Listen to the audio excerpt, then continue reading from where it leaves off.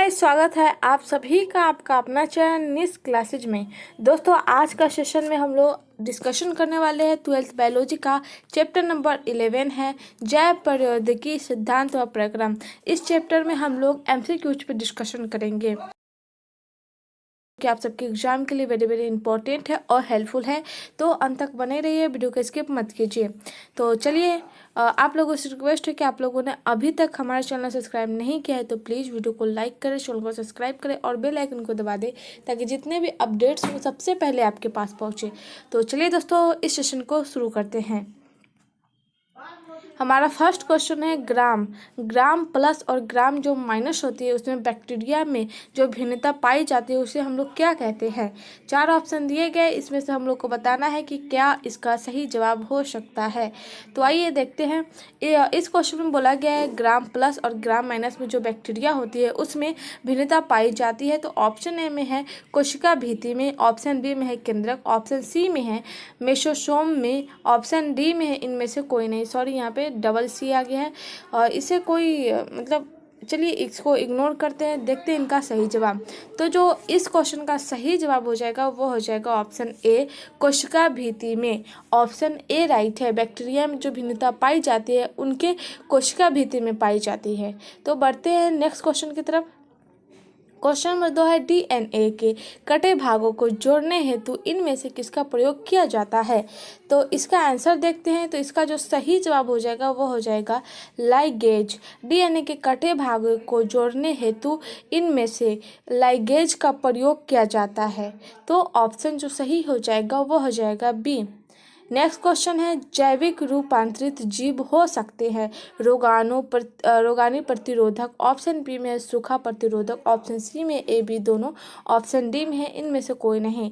तो इस क्वेश्चन के अनुसार सही जवाब होगा ऑप्शन सी, ए एवं बी दोनों। ए में है रोगाणु प्रतिरोधक, बी में है सूखा प्रतिरोधक।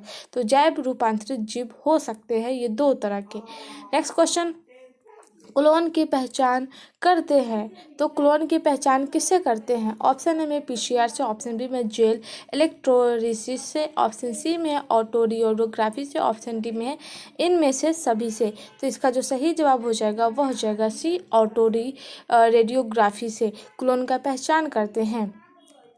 क्वेश्चन नंबर 5 है एक प्लाज्मिड है क्या बना सकता है। तो ऑप्शन जो सही हो जाएगा खुद से अपने जैसा बना सकता है एक प्लाज्मिड। ऑप्शन ए राइट है। नेक्स्ट क्वेश्चन, अनुप्रास संसाधन में क्या होता है। पृथक्करण, शोधन, ए और बी या फिर उत्पादन। तो जो अनुप्रास जो संसाधन होते हैं उसमें जो है ऑप्शन जो हो जाएगा पृथक्करण और शोधन दोनों होते हैं। तो ऑप्शन सी राइट होगा। क्वेश्चन नंबर 7 है, ये इंपॉर्टेंट क्वेश्चन है। इको आर आई एंजाइम का स्रोत है। ये क्वेश्चन बोर्ड एग्जाम में पूछे गए हैं तो ध्यान दीजिएगा इसका सही जवाब क्या होगा। तो इको आर आई एंजाइम का स्रोत जो हो जाएगा उसका जो सेम लाइन होगा ई कोलाई, शुरुआत का ई ले लीजिए, बाकी कोलाई लगा दीजिए। इसे जब आप लगाएंगे ना इको आर आई एंजाइम का स्रोत क्या होगा तब आपके माइंड में डायरेक्ट आएगा कि इसी से रिलेटेड है। तो ई कोलाई हो जाएगा इसका सही जवाब। नेक्स्ट क्वेश्चन नंबर 8 है CR किस रोग की पहचान के लिए इस्तेमाल किया जाता है। तो इसमें जो है टाइफाइड, ऑप्शन डी में है कैंसर, ऑप्शन सी में टीबी, ऑप्शन डी में इनमें से सभी। तो जो CR का उपयोग किया जाता है वो है कैंसर रोग पहचान के लिए। तो ऑप्शन बी राइट होगा। क्वेश्चन नंबर 9 है रिस्ट्रक्शन एंजाइम निम्न में से कौन है। तो रिस्ट्रक्शन एंजाइम जो है वह हो जाएगा बी एवं सी। बी में हो जाएगा एक्सोन्यूक्लिएज, ऑप्शन सी में हो जाएगा एंडोन्यूक्लिएज। ये जो है रिस्ट्रक्शन एंजाइम है। तो ऑप्शन डी राइट है। बढ़ते आगे नेक्स्ट क्वेश्चन देखते हैं। हमारा नेक्स्ट क्वेश्चन है जेल वैद्युत का संचालन यानी इलेक्ट्रोफोरेसिस का उपयोग होता है। तो इलेक्ट्रोफोरेसिस का उपयोग कहाँ होता है। तो सभी पृथक करने के लिए होता है। ऑप्शन जो सही हो जाएगा वो हो जाएगा डी। नेक्स्ट क्वेश्चन, हमारा अगला क्वेश्चन है प्रतिबंधन एंजाइम हिंद थर्ड का स्रोत क्या है। और ये क्वेश्चन इंपॉर्टेंट है, ध्यान दीजिएगा। प्रतिबंध एंजाइम हिंद थर्ड का स्रोत जो हो जाएगा वो हो जाएगा option D haemophilus influenzae. Option D right है। क्वेश्चन नंबर 12 है अनुवांशिकता अभियांत्रिकी में इन इस्तेमाल पहला प्रतिबंधन एंजाइम का नाम क्या है। मतलब अनुवांशिकता जो अभियांत्रिकी में इस्तेमाल जो होता है उसका पहला प्रतिबंधन एंजाइम का नाम क्या है। तो इस क्वेश्चन का जो सही जवाब हो जाएगा वो हो जाएगा EcoRI, ऑप्शन बी राइट है। क्वेश्चन नंबर 13 है निम्नलिखित में कौन जंतुओं में जीन क्लोनिंग हेतु संवाहक है। रिट्रोवायरस, साइनोबैक्टीरिया, बी कोलाई या फिर इनमें से सभी। तो इसका जो सही जवाब हो जाएगा वो हो जाएगा ऑप्शन ए रिट्रोवायरस जंतुओं में जीन क्लोनिंग हेतु संवाहक है, तो ऑप्शन ए राइट है। क्वेश्चन नंबर 14 है एगारोज किससे प्राप्त किया जाता है। तो एगारोज जो है वह समुद्री घास से प्राप्त किया जाता है। मोस्ट इम्पॉर्टेंट क्वेश्चन है ये सब, तो आप ध्यान में देते चलिए। 2 बार 5 बार प्रैक्टिस करेंगे तो इस चैप्टर से जितने भी क्वेश्चन आएंगे बोर्ड एग्जाम में आप उसे आसानी से सिंपली वे में उसको सॉल्व कर सकते हैं। तो चलिए नेक्स्ट क्वेश्चन देखते हैं। क्वेश्चन नंबर 15 है प्राइमस का उपयोग किया जाता है PCR, क्लोनिंग, DNA संसाधन या इनमें से कोई नहीं। तो प्राइमस का उपयोग कहाँ किया जाता है। तो PCR में, ऑप्शन ए राइट है। क्वेश्चन नंबर 16 है संकरण की पहचान किसके द्वारा की जाती है। तो जो संकरण है उसकी पहचान किसके द्वारा की जाती है। तो ऑप्शन बी राइट होगा, ऑटो रेडियोग्राफी द्वारा पहचान की जाती है किसका, संकरण का। तो ऑप्शन जो सही हो जाएगा इसका इस क्वेश्चन का ऑप्शन बी राइट हो जाएगा। क्वेश्चन नंबर 17 है PCR का उपयोग होता है। ये तो मोस्ट इम्पॉर्टेंट क्वेश्चन है, VVI क्वेश्चन, इसको तो याद करना बनता है। तो PCR का उपयोग कहाँ होता है। तो इसका जो सही जवाब हो जाएगा वह हो जाएगा ऑप्शन ए DNA के किसी खास जगह के प्रबंधन के लिए PCR का उपयोग होता है। तो दोस्तों ये मोस्ट इम्पॉर्टेंट क्वेश्चन है, वेरी वेरी इंपॉर्टेंट, तो आप इसे ध्यान में रखिए। क्वेश्चन नंबर 18 है प्रयोगशाला में DNA को देखने के लिए क्या प्रयुक्त होता है। तो DNA को देखने के लिए क्या प्रयुक्त होता है। तो ऑप्शन सी राइट होगा, ethidium bromide, option C right है। क्वेश्चन नंबर 19 है पौधे में क्लोनिंग हेतु किस संवाहक का उपयोग होता है। पौधे में जो क्लोनिंग होती है उसके लिए किस संवाहक का उपयोग होता है। तो इस क्वेश्चन का जो सही जवाब हो जाएगा वो हो जाएगा ऑप्शन सी, ए और बी दोनों। ए में है PBr 322 और बी में है टी प्लाज्मेट, इन दोनों का उपयोग किया जाता है। तो सही जवाब ऑप्शन सी होगा। क्वेश्चन नंबर 20 है EcoRI प्रतिबंधन एंजाइम निम्नलिखित में किस अनुक्रमा को पहचानता है। तो इसका जो सही जवाब हो जाएगा वो हो जाएगा ऑप्शन ए GAATTC। ये जो है इस अनुक्रमा को पहचानता है कौन, EcoRI प्रतिबंधन एंजाइम। नेक्स्ट क्वेश्चन नंबर 21 है DNA के पृथक्करण के दौरान जीवाणु में कौन से एंजाइम का उपयोग किया जाता है। तो DNA के पृथक करने के लिए जो एंजाइम का प्रयोग किया जाता है वह है लाइसोजाइम, ऑप्शन ए राइट है। क्वेश्चन नंबर 22 है DNA अवक्षेपित निम्नलिखित में से किसमें मिलाने से होता है। DNA अवक्षेपित जो है वह निम्नलिखित में किसमें मिलाने से होता है। तो इसका जो सही जवाब हो जाएगा वो हो जाएगा ऑप्शन ए शीतित एथेनॉल, ऑप्शन ए राइट होगा। क्वेश्चन नंबर 23 है आनुवंशिकी अभियांत्रिकी से प्रयुक्त सबसे सामान्य जीवाणु है। आनुवंशिकी जो अभियांत्रिकी है उसमें सबसे प्रयुक्त जो समान जीवाणु है वो कौन सा है। तो ऑप्शन जो सही हो जाएगा वो हो जाएगा ऑप्शन है एस्चेरिचिया, ऑप्शन ए राइट होगा। क्वेश्चन नंबर 24 है DNA पुनर्योगन तकनीक में रेस्ट्रिक्शन इंडो न्यूक्लियेज वृहद पैमाने पर उपयोग किया जाता है, इससे क्या प्राप्त होते हैं। तो इस क्वेश्चन का जो सही जवाब हो जाएगा वो हो जाएगा जीवाणु कोशिका से, ऑप्शन ए राइट है, ऑप्शन बी राइट होगा। क्वेश्चन नंबर 25 है विषाणु आक्रमण से बचाव के लिए जीवाणु द्वारा उत्पादित होता है।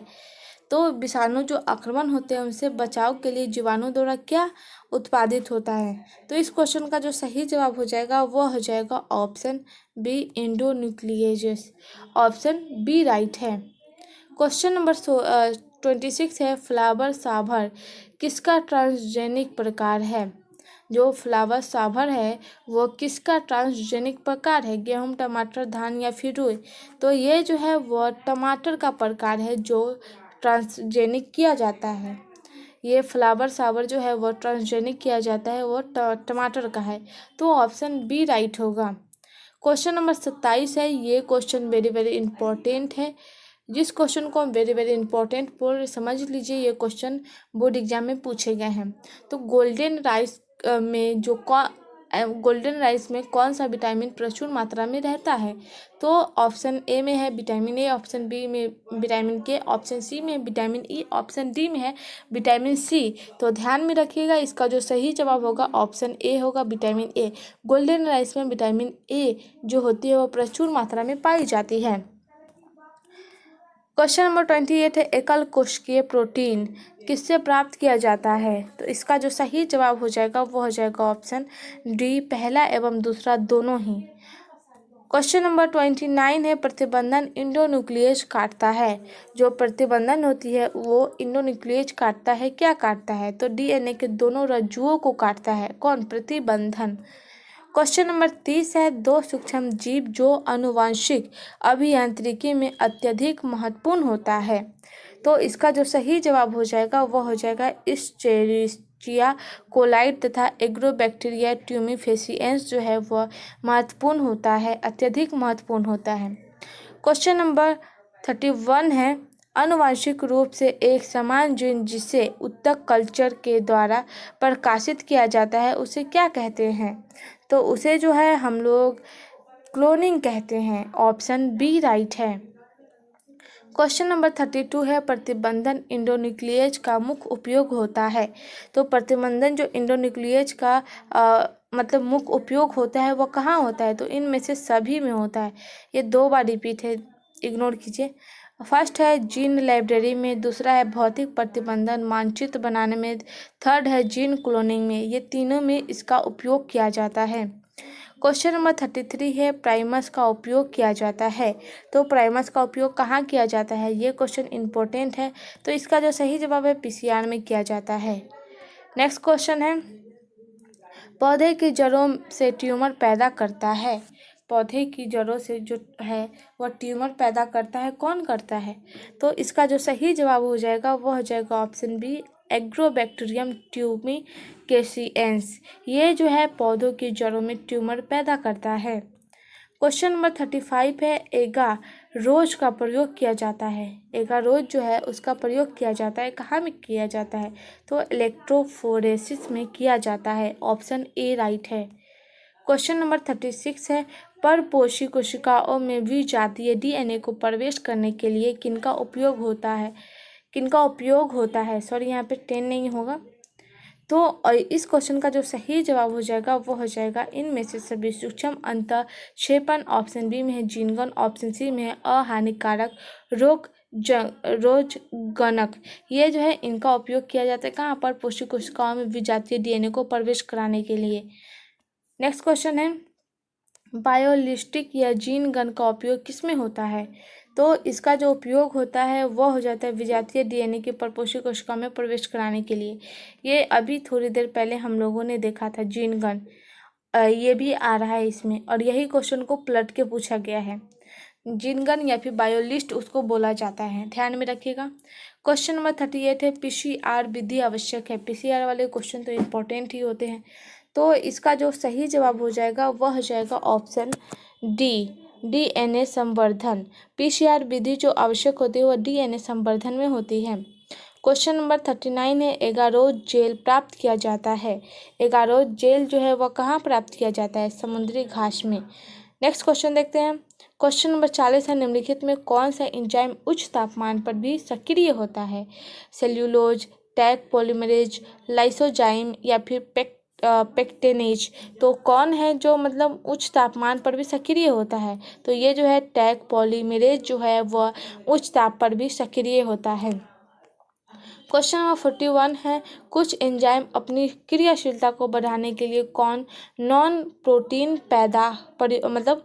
प्रोटीन प्रयोग करते हैं?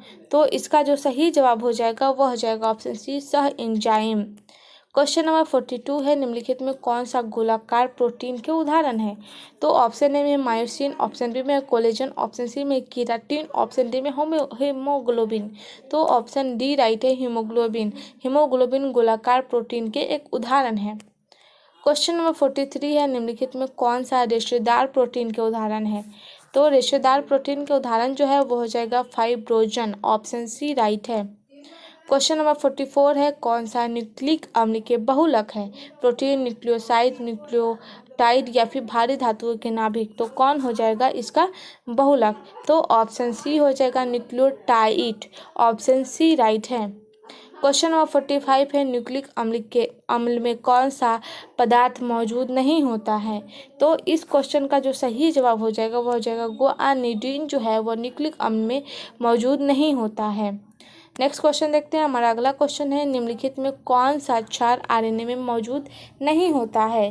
तो थायमीन है या फिर यूरासिल है, एडेनिन है या फिर ग्वानिन है। तो इसमें से जो है वह थायमीन जो है वह मौजूद नहीं होता है आरएनए में। क्वेश्चन नंबर 47 है, कौन सा क्षार आरएनए में उपस्थित रहता है पर डीएनए में नहीं रहता? तो बताइए इनमें से कौन सा ऑप्शन सही हो सकता है? ऑप्शन ए में यूरासिल, ऑप्शन बी में ग्वानिन, ऑप्शन सी में साइटोसिन, ऑप्शन डी में थाइमिन। तो मेन जो है आरएनए में उपस्थित होता है, डीएनए में नहीं होता है, वह हो जाएगा यूरासिल। ऑप्शन ए राइट होगा। क्वेश्चन नंबर 48 है, डीएनए की द्वितीय वल्लीकरण संरचना किस कारण से होती है? तो इसका जो सही जवाब हो जाएगा वो हो जाएगा सी, हाइड्रोजन बंध के कारण होती है। क्वेश्चन नंबर 49 है, डीएनए का निर्माण किसके द्वारा होता है? और ये क्वेश्चन इंपॉर्टेंट है। तो डीएनए का जो निर्माण हो जाता है वह रिवर्स ट्रांसक्रिप्टेज के द्वारा होता है। ऑप्शन ए राइट हो जाएगा। क्वेश्चन नंबर 50 है, डिस्ट्रिकन एंजाइम का उपयोग किसको काटने के लिए किया जाता है? तो इसका जो उपयोग किया जाता है वह द्विक्षारीय डीएनए को काटने के लिए किया जाता है। ऑप्शन जो सही हो जाएगा वह हो जाएगा ऑप्शन बी। तो दोस्तों आज का वीडियो यहीं तक है। Thank you for watching this video. तो मिलते हैं अगले सेशन में। अभी के लिए बस इतना ही। आई होप ये वीडियो आप सबको पसंद आया तो वीडियो को लाइक करें, चैनल को सब्सक्राइब करें और बेल आइकन को दबा दें ताकि जितने भी अपडेट्स हो सबसे पहले आपके पास पहुंचे। तो चलिए इस वीडियो को जैसे तो अपने दोस्तों में शेयर करिए और कमेंट में बताइए ये सेशन आप सबको कैसा लगा। मिलते हैं अगले सेशन में। अभी के लिए बस इतना ही। धन्यवाद।